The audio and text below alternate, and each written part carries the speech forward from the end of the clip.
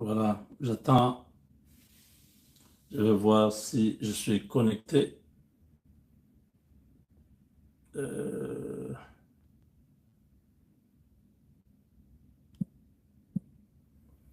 Est-ce que vous nous suivez? Jusque-là, je n'ai pas les signaux. Voilà, merci beaucoup.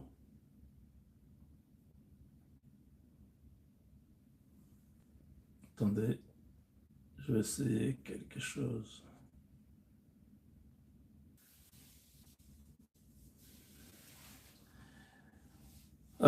Voilà, je pense que vous nous suivez. Nous pouvons commencer. Merci beaucoup, chers amis. Tchimbouboui! Ah, Zambi wani kwa kaya mkola wa kashikila. Voilà. On est, hein? Un fugitif, Hippolyte Kanambe. C'est fini, hein? Carré Sili. Mes chers amis, bienvenue. On va terminer par ici pour aujourd'hui. La première des choses, c'est que le chef de l'État avait reçu les évêques de l'Église catholique et les pasteurs de l'Église du Christ au Congo, SCC, Senko SCC. Ces individus de mauvais augure qui n'ont ni foi, ni Saint-Esprit, ni révélation, ni nouvelle vie en Christ, malheureusement, occupent un, une position de choix dans notre société. On les considère comme les pères de l'Église, des gens qui n'ont rien de Dieu. Ils ont été euh, positionnés ou utilisés pour déstabiliser le pouvoir de Tshisekedi avec la complicité de l'Union européenne, de Katumbi Kagame et Hippolyte Kanambe. Ils avaient reçu beaucoup d'argent pour désaxer, démoraliser, détruire le pouvoir de Tshisekedi. Ils ont dit qu'ils étaient en train de faire une démarche pour celui qui va remplacer Tshisekedi. Donc, ils avaient dans leur carquois, dans leur poche, un candidat qui de Katumbi ou de Kabila, Kanambe, était celui qui devait remplacer Tshisekedi. Ils sont venus voir Tshisekedi la première fois, ils sont partis, ils sont allés voir d'autres présidents, vous vous rappelez, Sassou Nguesso, Lorenzo, Museveni, Kagame, Ruto, Macron, Kabila et beaucoup d'autres choses. Vous avez vu, ils ont dit qu'ils ont été financés, ils ont reçu l'argent de Kagame, Museveni et Ruto pour faire ce qu'ils étaient en train de faire là. C'était quoi? Un dialogue national pour impact d'un truc de se vivre ensemble. Il y a une histoire un peu diabolique là. Cette histoire, quand ils disent ça, vous-même vous vous dites, mais on a quel problème dans le pays pour qu'il y ait un pacte de vivre ensemble? Quel pacte? C'est des histoires démoniaques. Il y a une guerre à l'Est, on connaît, c'est le Rwanda, soutenu par l'Union européenne et les États-Unis, qui nous déstabilise depuis 30 ans. Il y a quel problème entre les Congolais? On n'a aucun problème. Hippolyte Kanambe et Katumbi savent ce qu'ils ont fait. Le premier a créé un AFC pour venir se mettre à côté de M23 de Kagame. Le deuxième a créé une histoire dans le Katanga pour déstabiliser Katanga. Il a fait un aéroport à Moulonde. Lui-même a fui. Les deux là ont fui, ils ont quitté le Congo. On a quel problème? Donc on doit faire un dialogue national juste pour ces deux individus-là. Martin Fayoulou, avec son histoire de vérité des urnes, une histoire encore une fois de plus fabriquée par la même euh, la Senko. On a quel problème dans le pays? Le gouvernement congolais est légitime parce qu'il émane du peuple. 73% des Congolais sont allés donner les voix à l'actuel président. et la majorité à l'Assemblée nationale, c'est des gens qui sont venus du peuple. On a quel problème, à quel niveau on a besoin d'un dialogue? On doit dialoguer de quoi? Vous voyez?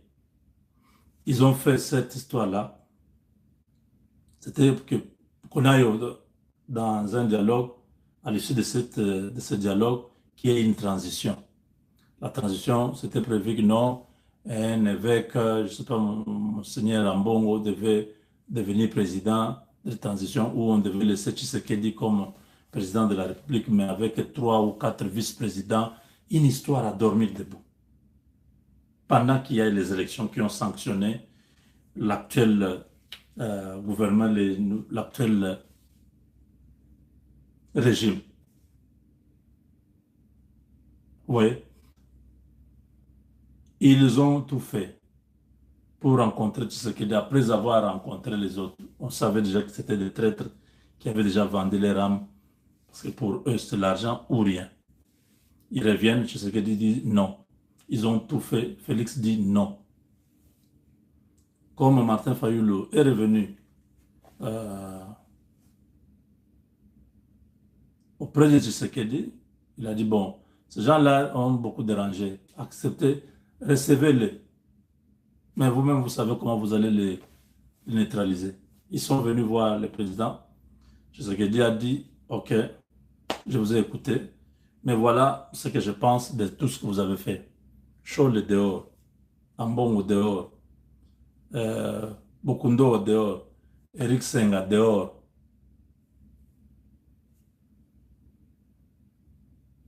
Martin Outembi peut venir, l'évêque de Bunia, de Beni peut venir, l'évêque de Grand Banduni peut aussi venir.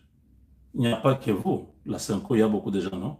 Donc vous là, Chole et ton ami Ambongo et Muteba du Katanga, vous êtes, on vous met de côté. On prend 3 autres évêques qui sont dans la Senko, on remplace. Du côté de SCC, on enlève Bukundo, on enlève Eric Senga, on amène d'autres de SCC qui peuvent être là. Et puis on ajoute les gens des églises de réveil, les Dodo Kamba et les autres, ils doivent être dedans. Et Berande va coordonner cette opération et maintenant là on peut voir ce qu'il faut faire. Donc, Chole est neutralisé avec son ami, le type dangereux, méchant là du Katanga, là, qui a un cœur, vous voyez son cœur sur le visage. Muteba. La haine, vous lisez ça sur son visage. Quelqu'un qui n'a jamais été content. Quelqu'un qui a jeté. Il a jeté une colombe noire à l'église. Et la colombe est tombée, la colombe est morte. Je dis, ah, depuis que j'ai grandi, je n'ai jamais vu une colombe noire. Mais quand on veut la paix c'est le symbole, on prend toujours une colombe blanche, non? Quand on dit ou un pigeon blanc. On a amené un pigeon noir.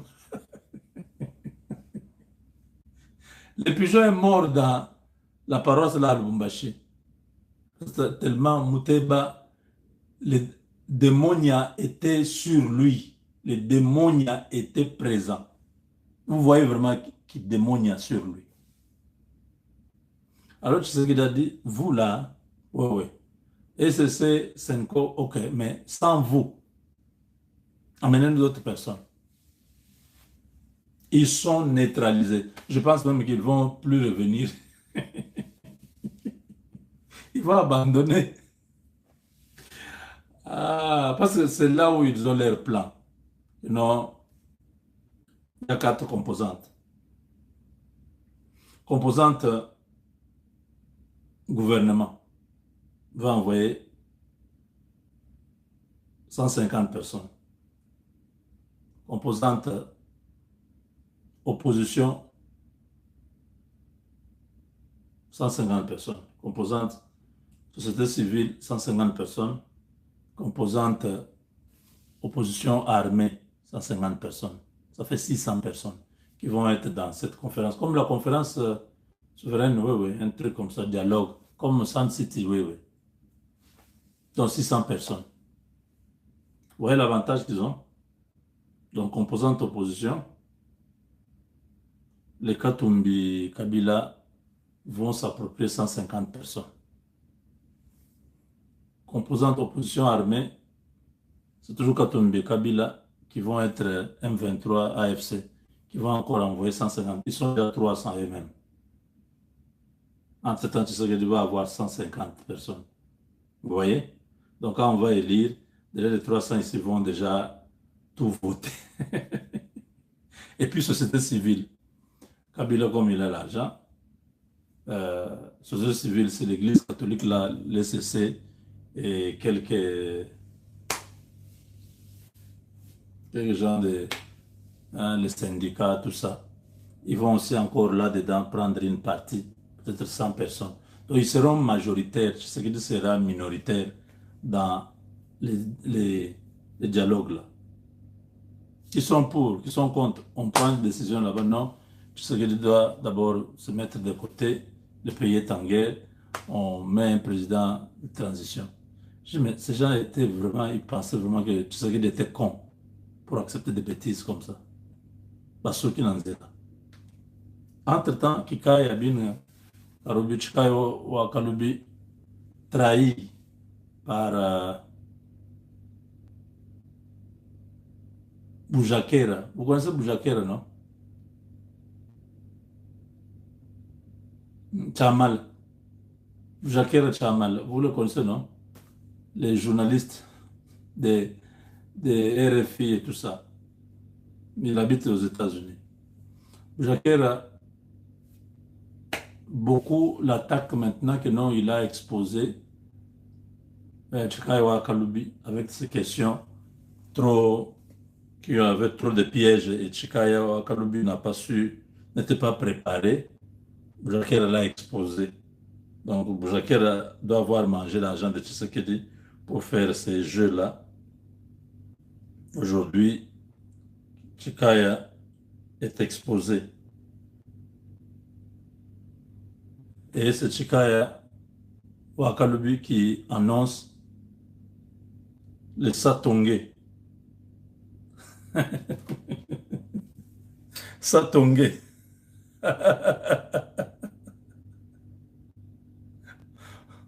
Loboko moko lokolo moko lisu moko. Chikaya Wakalubi nous annonce que Hippolyte Kanambe est prêt à prendre part au dialogue avec la République. Kwakaya Nkolo Wakashikila. Hippolyte Kanambe a tout essayé. Il a échoué. Il s'est dit maintenant on va m'arrêter. On a déjà levé mes immunités. On va m'accuser pour crime de guerre, tout ça, pour association de malfaiteurs, tout ça. Je serai poursuivi pour génocide des Congolais, des Bukavu, de Goma. Donc je vais aller en prison. Le mieux à faire, il faut que je fasse tout pour que j'entre, que je revienne dans le dialogue. Même dans les trucs de Doha, partout là-bas, trucs de Washington, Hippolyte Kanambe ne se retrouve nulle part. Il s'est dit, maintenant là, je suis fini, on va m'arrêter. Donc il est prêt à prendre part au dialogue, des dialogues de Tshisekedi. Félix, c'est toute carrière. Il n'y a pas un dialogue où Hippolyte Kanambe pourra prendre part. C'est un criminel. Il ne pourra jamais mettre ses pieds au Congo. On va l'arrêter là où il sera. Il va aller en prison à ce pays. On n'a rien à foutre de ce monsieur-là. Qui a reçu mandat, donc il engage. La sécurisation du pouvoir de M. Félix Tshisekedi. Yamaldon. Nous sommes venus tirer une sonnette d'alarme et dire aux Américains que faites attention. Mais Tshisekedi, c'est un président élu qui a reçu mandat, donc il engage le pays. Et vous dites qu'il ne peut pas engager. Regardez comment Chikaya a peur. Regardez comment il fait la bouche. C'est là qui nous a mandaté ici pour parler en son nom. Regarde, Nous faisons partie d'une il a peur. politique. Hey. Une opposition politique est Oh. décidée Hein. de veiller au grain. N'oubliez pas que notre chef, en l'occurrence le président honoraire Joseph Kabila, a dirigé le pays pendant très longtemps. Il a peur. Il est attristé de voir son œuvre démolie, Hey. détruite par ce que M. Tshisekedi et les siens sont en train de faire. Et cela lui donne, n'est-ce pas, un mandat Hein? personnel d'abord, Hein? mais national ensuite, Hein? de faire en sorte que ce qu'il a détruit de longue date ne soit pas détruit. Ah, c'est qu'il a dit. Chikaya Kaloubi a peur. Il ne sait pas parler. Il dit, ce qu'il a détruit longtemps ne soit pas détruit. Chikaya Wakalubi a peur depuis sa première sortie là avec les Chikaya Wakalubi. Chikaya Wakalubi. Aïe, aïe, aïe. Un Zambouin. Chamalou lui pose des questions. Chakaloubi a peur de répondre parce que l'autre fois il a commis l'erreur. Il a exposé le Rwandais. Il a dit que ses objectifs ne sont pas en contradiction avec les objectifs du M23. Donc, il a exposé Hippolyte Kanambe. Nous avons dit, hey, Chikaya, toi, c'est fini. C'est fini. Hippolyte Kanambe va te zigouiller. Maintenant, aujourd'hui, regardez comment il a peur de répondre.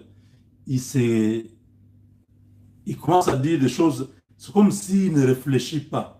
Écoutez hein, ce qu'il vient de dire. Écoutez bien ça. Et les siens sont en train de faire.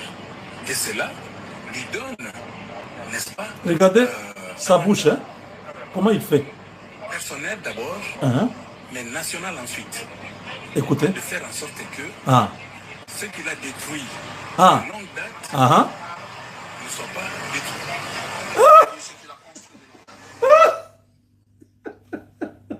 Il est perdu. Il est perdu. Je dis, il a peur. Il doit faire l'interview, mais il a peur de ce qu'il doit répondre. Parce que déjà, la première interview, c'était terminé en quai de poisson. Il a dit des choses qu'il n'aurait pas dû dire. Et ça lui a créé des problèmes. Nous avons commenté ici. On a détaillé, donc, décortiqué. Il s'est dit, aïe mon Dieu, je suis mal barré. Je n'aurais pas dû dire ça. Aïe, aïe, aïe, aïe. Maintenant, aujourd'hui, il fait attention à tout ce qu'il dit. Mais en faisant attention, il a peur. Suivez les journalistes, notre frère ici, Boujakera est en train de les recadrer même. Pour dire non, soyez calme. Hein? Soyez calme. Est-ce que ça va? Vous voulez dire que ce qu'il a construit? Écoutez ça.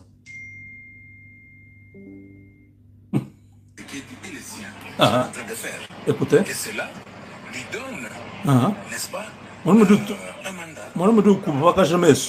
personnel, mais national ensuite. De faire en sorte que ce qu'il a détruit de longue date, vous suivez, ne soit pas détruit. Vous voulez dire ce qu'il a construit de longue date? Il a construit. Lorsqu'il est arrivé à... Souvenez-vous, il n'y avait pas d'architecture étatique au Congo. Il y avait... Je lui a dit ce que vous voulez dire, ce qu'il a construit. Ce qu'il a détruit de longue date ne sont pas détruits. Vous voulez dire ce qu'il a construit? Ce qu'il dit les siens sont en train de faire.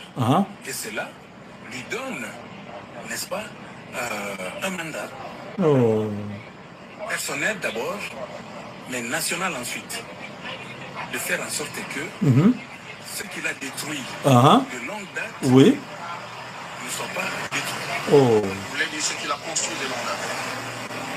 Il a construit.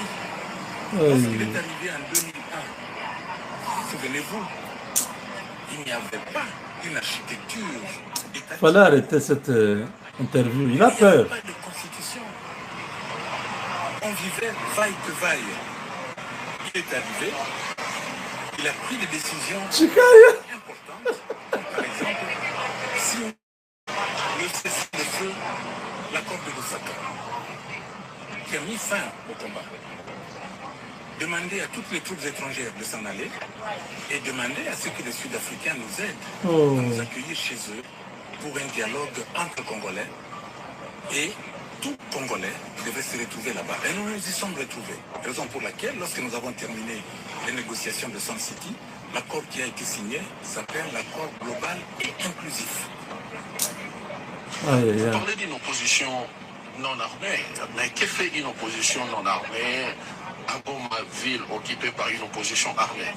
On dit par la rébellion. Mais pour le Congo, Goma, que je sache, n'est pas une ville étrangère. C'est une ville congolaise. J'ai eu à expliquer cela la dernière fois. Le fait de ville congolaise, mais contrôlée par une rébellion soutenue par un pays étranger, le Rwanda. Bon, ça, je ne sais pas si elle est soutenue par le Rwanda.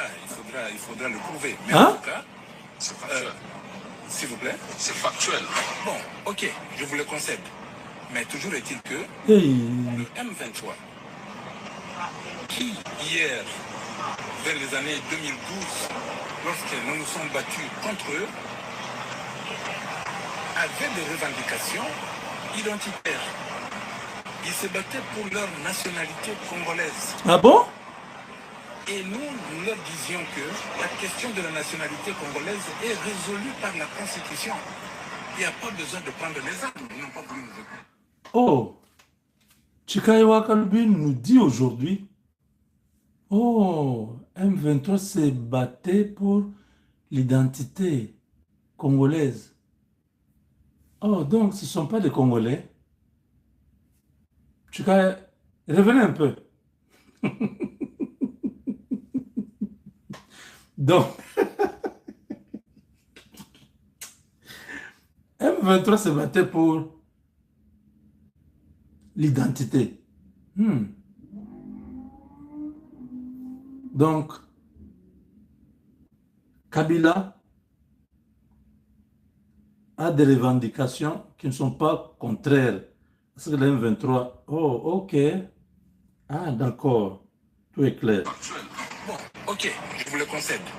Mais toujours est-il que le M23, qui hier, vers les années 2012, lorsque nous nous sommes battus contre eux, avait des revendications identitaires.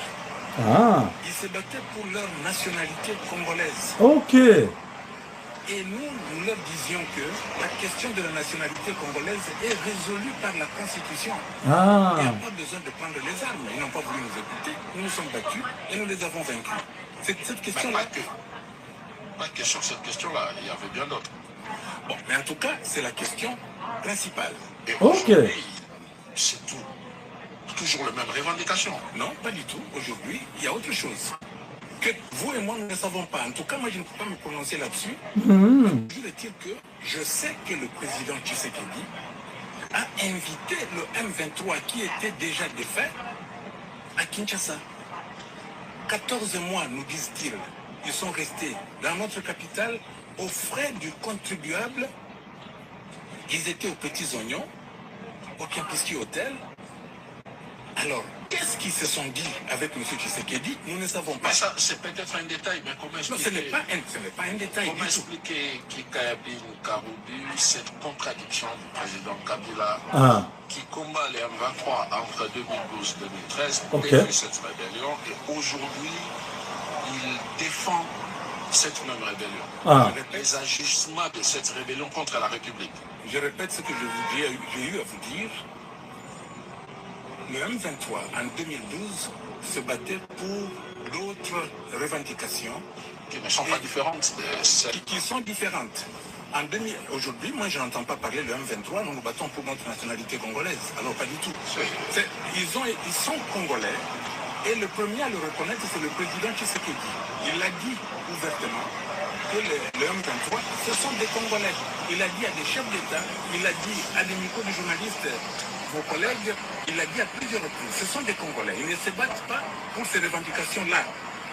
Et c'est pour cela que nous nous sommes battus contre eux, parce que nous avions un argument, disant que la question de la nationalité congolaise est résolue dans la Constitution. C'est une question qui a été débattue déjà du temps de la conférence nationale souveraine. Comment expliquer aux générations futures qu'un ancien chef d'État a soutenu une rébellion contre la République? Non, attendez. Ah. Une rébellion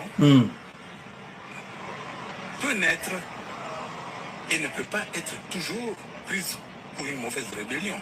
Vous savez, une rébellion peut avoir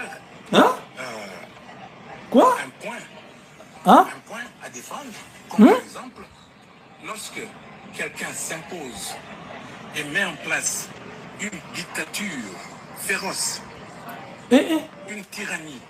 D'ailleurs, la Constitution elle-même demande à tout Congolais d'empêcher cette personne. Pacifiquement. Bon, en tout cas... En ne prenant pas les armes. Ce n'est pas contre la République, c'est contre un régime. Contre un régime, ce régime, moi je ne crois pas qu'il se bat pour la République. Un régime... Le régime vient de prouver à suffisance... Qui joue le pays parce que ce régime a reçu le mandat du peuple par les élections. Mais ce régime vient aux États-Unis de donner les minéraux de nos enfants. Ces minéraux qui sont dans le sous-sol congolais n'appartiennent pas qu'à nous. Kika est perdu. C'est un cadeau aux Américains. C'est un cadeau. C'est un cadeau. Un partenariat, une coopération. Non, pas du tout. En échange Kikaya. Ça fait partie de la sécurité, il y aura des échanges économiques, il y a plusieurs autres bénéfices. Regarde comment il rit, hein? Comme quelqu'un qui est tombé sur un vélo. Ma présence ici a servi également à dire à nos partenaires américains. Il ment. Tu n'as dit à personne. En l'occurrence, la famille politique du président Kabila, qui fait partie de la grande famille politique oppositionnelle, qui n'a pas pris les armes, elle dit aux Américains que nous ne voulons pas que les capitaux américains arrivent dans un pays qui est au bord de l'implosion. Elle est au bord de l'implosion, pourquoi? De M. Tshisekedi, de la corruption rampante dans le pays et à l'étranger, de la destruction de la cohésion nationale, des violations répétées de la Constitution, des assassinats ciblés, des emprisonnements sans motif. Malheureusement, il n'y a personne qui t'a écouté. Ciblés, tous les généraux et les officiers supérieurs. Tu as raconté au barman qui est en face de la Maison Blanche. Le pays est au bord de l'implosion. Là où tu allais boire. Que nous souhaitons de tout notre cœur, dans notre pays, que vous rappelez, à l'époque, il a raconté au barman il a été venu ici aux et au États-Unis. taximan de Washington. Le président George Bush II, le fils, je faisais partie de la délégation. Nous avons été voir une grande compagnie minière américaine qui s'appelle Phelps Dodge, qui est venue au Congo, qui a obtenu la concession de Tenke Fungurume. C'est par la suite que Phelps Dodge a conclu un accord avec une autre société qui s'appelait Freeport McMoran, qui, au finish, a fini par vendre cette concession au Chili. Parce que vous étiez Toujours est-il que le président très corrompus. Ils sont partis. Aux Américains, venez travailler avec nous. Et ils sont venus. Donc nous ne sommes pas contre les capitaux américains. Mais nous ne voulons pas des capitaux américains qui viennent au Congo et trouver un Congo au bord de l'implosion. Pourquoi le président Kabila soutient-il aujourd'hui le Rwanda qui soutient une rébellion contre la République? Vous y revenez toujours. Moi, je ne pense pas que le président Kabila soutient le Rwanda. Le Rwanda se trouve être notre voisin. Les questions là l'ont vraiment mis mal à l'aise. Jusqu'à la fin des temps. Mais pourquoi le président Kabila ne condamne-t-il pas le Rwanda? Voilà. Qui soutient une rébellion. C'est une Regardez. question vraiment Regardez. qui ne devrait pas être posée. Regardez. Le président Kabila n'a pas à condamner un pays voisin. Ouh. Le président Kabila est là. Et d'ailleurs, vous l'avez dit vous-même, il est à Goma, ville contrôlée par le M23, qui est une rébellion. Qui est une rébellion. Non, ce langage-là de soutenu par le Rwanda, je crois que même les médias occidentaux qui disaient cela commencent à retirer cette incise-là. Le M23, c'est une force militaire. Moi, je ne suis pas là, je ne suis pas leur porte-parole, mais toujours est-il que c'est une force militaire avérée. Ah bon? La bataille de Goma. Vous vous souviendrez que même les forces de la SADC ont dû mettre le drapeau blanc. Mais les centaines de mercenaires qui sont là-bas sont partis la queue entre les pattes. Il est celui-là. Donc vous soutenez la bravoure d'une rébellion. Et quand toi, tu as perdu le travail chez Kabila, on va te chasser. Tu es chassé, tu es viré. Cette rébellion a combattu les forces armées de la République démocratique du Congo. Chekaya ne sait même pas mentir. La rébellion, Il est dépassé, il a peur. Elle dit clairement qu'elle combat une dictature et une tyrannie. Et j'ai dit dans la dernière fois que je vous ai parlé que c'est là où nous nous rencontrons. Parce que nous aussi, nous avons décidé, avec une opposition politique qui est en train de vraiment de converger vers le président Kabila, politique non armée, pour mettre fin à la dictature. C'est ça que le peuple congolais attend. Il faut les libérer de la tyrannie et de la dictature. Et nous une opposition non armée. Stanislas, bravo. Une zone contrôlée par une rébellion armée. Ah non, pas du tout. Je ne sais pas où se trouve le QG. Hey. Mais maintenant, le président Kabila, vous n'allez pas lui en vouloir s'il a pris ses quartiers à Goma. Comment voulez-vous qu'un ancien président qui est harcelé matin, midi, soir, la dernière en date, on lui enlève ses immunités et on lui promet un procès? Pourquoi? Je ne sais pas. Son entourage poursuivi, matraqué, harcelé, tout ce que vous voulez. Le seul endroit au pays où il peut se sentir à l'aise, c'est dans la partie orientale. Il l'a dit lui-même. Ah bon? Dans la partie orientale. La partie orientale n'est pas que Goma, n'est pas que le Nord Kivu, n'est pas que le Sud Kivu. Mais très bientôt, vous verrez que, en effet, vous avez raison, la partie orientale n'est pas que Goma. Quelles sont les prochaines étapes après Goma? L'homme a souffert. Il vient encore de dire que Kabila se sent à l'aise dans la partie orientale, donc là où il y a les M23. Il fallait éviter Stanislas. Tu vois comment tu t'es fait avoir, les questions n'étaient pas préparées, tu t'es embrouillé, tu t'es exposé, tu as exposé Hippolyte Kanambe. Finalement, c'est fini. Hippolyte Kanambe est rwandais. Il est soutenu par le Rwanda. Et tu as dit qu'il ne peut pas condamner le Rwanda. Donc il ne peut pas condamner le Rwanda. Tout le monde entier, les États-Unis, partout, on dit que c'est le Rwanda qui soutient la M23. Toi, tu dis que Hippolyte Kanambe ne peut pas condamner le Rwanda. Ça, c'est quel genre d'interview? Stanislas Wababa. Wakumbuka bakuiba chikumudimu. Il a perdu son travail. Tu es viré. Donc, tu es aujourd'hui la personne la plus piètre qu'Hippolyte Kanambe continue encore à garder. Professeur d'université, je ne sais pas quelle université, quel genre de professeur, ou devant un journaliste comme ça, tu es incapable de pouvoir défendre ton gars. Tu t'es retrouvé déshabillé. Si je continue, c'est encore pire ce qu'il a dit. Allez trouver l'intégralité, c'est sur YouTube. Vous pouvez écouter tout ce que le gars a dit. Vous voyez vous-même comment il est en train de clignoter les yeux, en train balbutier, en train de tourner à gauche, à droite, son visage pâle, il en train de paniquer. Chaque question de Boujakera était comme une balle qu'on tirait sur lui. Il avait peur. Oh! Vous voyez l'argent de sang que vous mangez. Vous savez que ce n'est pas bien d'être avec un monsieur comme ça. Vous le défendez mal.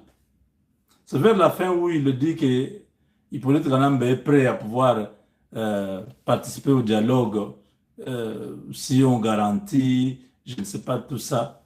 C'est trop long, je ne saurais pas vous mettre tout ça. Parce que c'est vraiment triste. Ça ne m'intéresse même pas. Le 27 juin prochain, donc la semaine prochaine d'ailleurs, Kinshasa et Kigali vont signer ici à Washington un accord. Alors seulement on termine ça.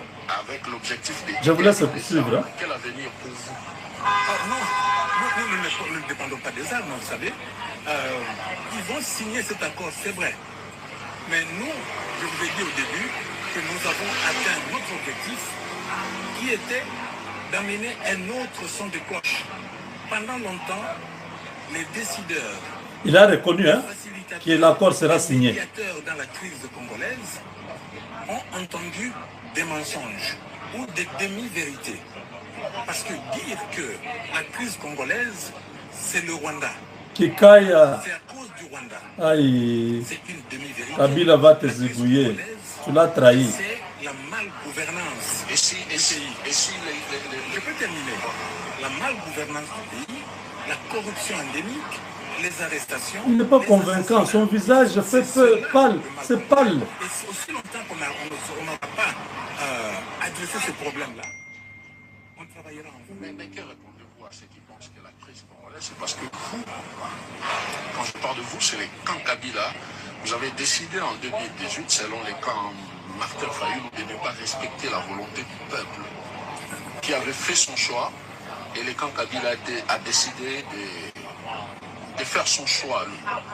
Bon, écoutez, ça, encore une fois, si nous nous perdons dans cette politique-là, parce que la raison pour laquelle on avait nommé le stade des martyrs. Donc, il n'y a eu que ça. En 70, en 4, elles se sont déroulées sur une semaine. 2023. Mais il n'a pas interdit la participation des Kabila, les camps Kabila. Non, mais les faits ont donné raison à M. Kabila de ne pas participer à une élection qui viole de manière honteuse la constitution de la République. Et Tshisekedi vous a accusé, donc vous, Kabila, de n'avoir pas pris part aux élections pour mener cette rébellion. Ah non, la rébellion est menée par des gens que M. Tshisekedi a invités à Kinshasa. Aïe. Et il n'y a pas que cela. Souvenez-vous, Yonani Oboyakagama, au stade des martyrs. Donc, il y a des choses que nous ne connaissons pas. Il y a des non-dits que M. Tshisekedi dise au peuple congolais. Où est-ce que ça a cloché? Où est-ce qu'il y a eu des problèmes avec le Rwanda? Rwanda faisait des navettes à Kinshasa. Il prend le langage vulgaire. Et c'est la guerre qui commence. Quel a été le problème? C'est ça que nous ne connaissons pas et le peuple congolais non plus. Mais maintenant, il y a toujours cette question. Le peuple congolais ne comprend pas également comment le président Kabila puisse aujourd'hui prendre la défense de la rébellion et ne pas se prononcer contre le Rwanda. Non, moi je vous dirais que le président Kabila prend la défense du peuple congolais. Il est là pour défendre le peuple congolais et obtenir que le Congo revienne à la normalité. Pourquoi veut-il retourner au pouvoir? Ça c'est vous qui dites, moi je ne sais pas. Je ne sais pas s'il veut retourner au pouvoir. Il est en train de défendre les droits du peuple congolais. Aïe. Le droit élémentaire de vivre convenablement. Aimez la vidéo s'il vous plaît. Donc son objectif, c'est pas de reprendre le pouvoir. Ça je ne sais pas. Aimez la vidéo. Je ne peux pas répondre à cette question. Lorsque vous le verrez, vous lui poserez la question. Aimez la vidéo. Il y a une question la dernière d'un l'internaute qui veut savoir, il dit 18 ans de gestion, on connaît tout ce qui s'est passé réellement. Et cet internaute insiste pour savoir qu'est-ce que Kabila a encore à proposer aux Congolais. Il le saura. Il n'a pas pu faire. Kabila, c'est quelqu'un qui... En 18 ans de règne. De 2001 à 2006, il avait cette mission-là de récupérer notre Congo. Et il y est parvenu. Un Congo que nous avions déjà perdu. En 2006, il a lancé les 5 chantiers de la République. Il n'a pas travaillé dans l'air comme je le vois aujourd'hui. Les 5 chantiers de la République. Il a mis en chantier, effectivement, les routes, les ports, les ponts, les aéroports et tout ça. Il a mis en chantier. En 2011, il a lancé la révolution de la modernité. Au fait, pour la première fois, nous sommes là, on nous dit que bon, le programme du gouvernement, c'est le peuple d'abord. C'est quoi le peuple d'abord?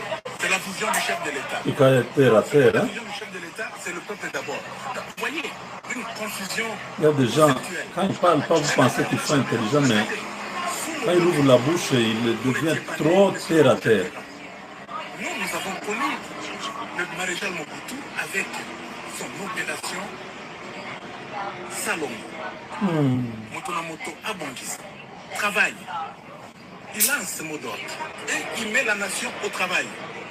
Après, en 70, il parle de objectif 80. Et il nous met au travail. S'il vous plaît, aimez la vidéo. Le régime actuel, ils n'ont aucune vision. L'autre, le mot qu'on sait. Aucun programme. Non. La gratuité de l'enseignement de base, vous savez bien que la gratuité de l'enseignement, la santé universelle, ce sont des programmes qui faisaient partie des 5 chantiers de la République. L'éducation, ça faisait partie des 5 chantiers de la République. Bravo pour avoir continué dans le lancé de celui qui vous a précédé, Monsieur le Président. Mais, pour le moment, quelle est la vision, quel est le programme de M. Tshisekedi? Mais tout ce que je sais, c'est que M. Nicolas Kazadi, qui était l'agentier de la République, nous a dit clairement que lui faisait sortir de l'argent par procédure d'urgence, des centaines de millions de dollars. Ça sortait, il se mettait autour de la table, il se les partageait d'abord avant de réfléchir sur ce qu'ils vont faire. C'est tout ce que je sais. La sécurisation du pouvoir de M. Félix.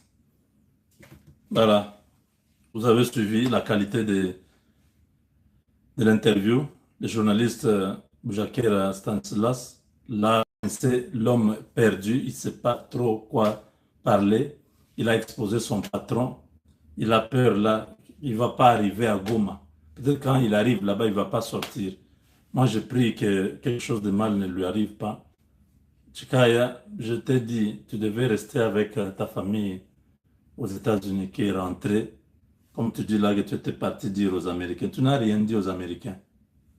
Tu as parlé à un barman qui est en face de la Maison Blanche, là où tu allais boire un peu je sais pas, ta bière là-bas. C'est à lui que tu as expliqué ce que Kabila t'avait envoyé. Tu n'as vu ni les gens au département d'État, ni dans la ceinture de Trump. Tu es allé voir ce que Chris Smith, hein, les autres là, les congressmen là, qui n'ont pas d'impact, ils ne vont rien changer. Boulos est là-bas, Rubio est là-bas. Ils ont déjà tout quadrillé. L'accord là, l'accord est déjà, tu l'as toi-même reconnu, l'accord est déjà là. Ce n'est pas un accord que les Congolais ou les Rwandais ont produit. Ce sont les Américains qui se sont imposés, que ce soit l'accord de paix avec le Rwanda. C'est les Américains qui ont donné ça. Les deux parties vont signer. Que ce soit les deals minéraux contre infrastructure et paix et tout ça. C'est les Américains qui ont proposé. Donc nous, on va là-bas signer. Vous allez voir avec vos yeux là comment le Congo sera. Vous voyez? Peine perdue. Avec Dieu, nous vaincrons. Chikaye Wakalubi.